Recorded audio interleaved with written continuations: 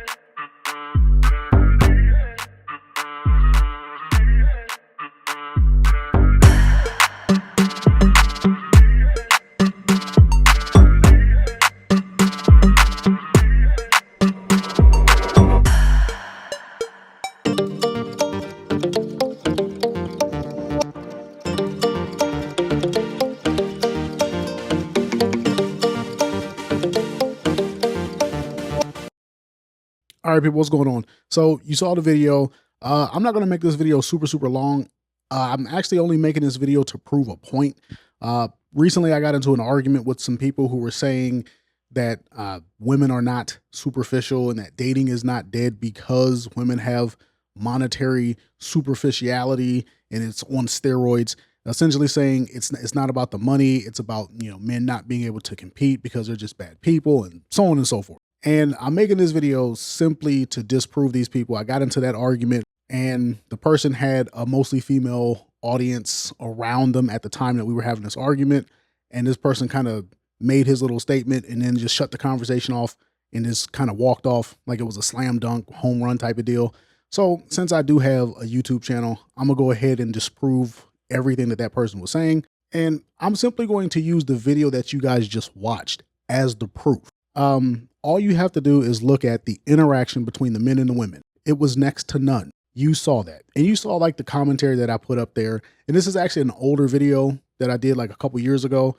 And I put it on another channel. If you know, you know. So yes, I'm recycling my own work, but that's neither here nor there. The point of the matter is, when I'm out and about and I'm working in clubs and I'm shooting commercials for people, I often get B-roll. And sometimes I look over the B-roll and I just see what's going on that night. And this was one of those nights where I got that B-roll and it was really interesting to just see the interaction between the men and the women. I'm not gonna lie to you. If you don't have money, you can't compete. I live in San Diego. San Diego is a tourist city. Most of the people are transplants from other places. And when it comes to college, most of the people are coming from out of state. Most of these people, they're coming from like the Midwest, St. Louis, Ohio, West Virginia, whatever the case might be. They come out here and they are immediately exposed to a different kind of lifestyle. The women, especially. These women, as I have told you before, are all monetized. They get out of high school. They're 18, 19 years old. They come out here and they instantly get turned on to monetization. They can hop on Instagram, post pictures of themselves. Men get in the DMs and say, hey, let's make an exchange. You send me some pictures. You send me a video. Maybe we link up. They get on the sugar sites. They get a sugar daddy. They do that whole thing. I've told you guys, I have seen women get a text like a Zelle or a Cash App at the beginning of the night, 9 o'clock. Here's $200 from their sugar daddy. 1 o'clock, that same woman is getting another Cash App, $100, $200. So she's not going home with you no matter what you did that night. She's going to her sugar daddy's house because she's not going to ruin that money. Men don't have access to get to that right out of high school. For a man, you either got to go to the NBA or the NFL, or you got to go to the military, and that's your first little piece of money. For women, they can come right out of high school, they can go to college, and they can hop online and they can start monetizing themselves early on. So in a place like San Diego, where it's like the ultra wealthy and then the poor, and then everybody in between is pretty much living off of mom and dad's money because they are, in college, and obviously you have your military population. When you have that dynamic, those women are going to instantly have access to wealthy men. You're going to have 18, 19, 20-year-old women who can get with millionaires, who can get with guys who are in the tech sector. San Diego has a big tech sector. Obviously, Silicon Valley is not in San Diego, but they have offices out here. So there's a lot of money being passed around out here. There's a lot of money being made. Women have access to that via marketing themselves. The men don't. So when these women get out here and they have a roommate, they have a sorority sister, they have a this person or that person who turns them on to that lifestyle. When they start experiencing that, where they can get $500 a week, sending some pictures, $1,000 or more a week, doing some things, $10,000 or more a month, doing some things with some guys, it makes it almost impossible for you to compete with them, right? So these guys, you see it. They don't walk up to the women. You don't see them approaching. You don't see a whole bunch of cold approach going on. You see it here and there, but for the most part, these guys are kind of they're just standing around because they don't know how to talk to the girls. These are Gen Z guys, and all the Gen Z guys have been told, don't approach. They've all been told that men are creeps. They've all been told that men are evil. So they don't know how to approach in the first place. But the men who you would think might be approaching, the tall guys, the handsome guys, this guy, that guy, the guys that you think will be running game, they already know. If I don't have money, I don't have a mouthpiece. I can't talk to these women. So everybody is nervous to approach. Everybody is nervous to talk to the women, and dating is dead. And I'm not going to sit up here and just say women are awful people. That's not what I'm saying. It's not all women, right? This is not anti-woman. This is just for the men who are young, like under 30. They're in that dating era. They're trying to date. First and foremost, you should not be dating at a club or a bar. But if you are, and you're wondering why it's impossible, it's because it is in fact impossible. All the women are monetized and you can't compete until you get your money up. And if anybody argues this point with you, like if you guys are trying to prove this point, direct them to this video. That's why I didn't give no intro. I just got right to it. That 11-minute and some change video proves my point 100%. The women, monetarily, they're far ahead of the men. The men can't compete. Not until they get into that upper tax bracket. That's going to be when you're in your mid-30s. So I'm not going to beat this into the dirt. Like I said, I'm really just trying to prove a point here to somebody that I've gotten into an argument with offline. But if you guys get into a similar argument, direct them to this video. Let me know what you think, and I'll get back at you on the next one. Peace.